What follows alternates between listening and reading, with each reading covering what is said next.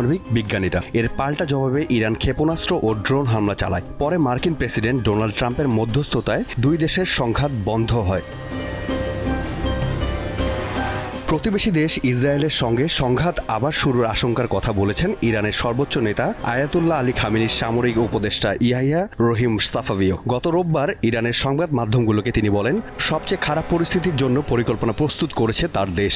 গত জুনে সংঘাত বন্ধের পর থেকে ইরানকে একের পর এক হুমকি দিয়ে আসছে ইসরায়েল ও যুক্তরাষ্ট্র। বলছে, তেহরান যদি তাদের পরমাণু সমৃদ্ধ কার্যক্রম আবার চালু করে তাহলে দেশটির পরমাণু স্থাপনাগুলোয় আবার হামলা চালানো হবে। জাতিসংঘের পরমাণু নজরদারি সংস্থার তথ্য অনুযায়ী পরমাণু অস্ত্র না থাকা দেশগুলোর মধ্যে একমাত্র ইরানই 60% ইউরেনিয়াম সমৃদ্ধ করে থাকে। 2015 সালের আন্তর্জাতিক চুক্তি অনুযায়ী দেশটি 3.67% ইউরেনিয়াম সমৃদ্ধ করতে পারবে, কিন্তু পরমাণু অস্ত্র তৈরি করতে 90% সমৃদ্ধ ইউরেনিয়াম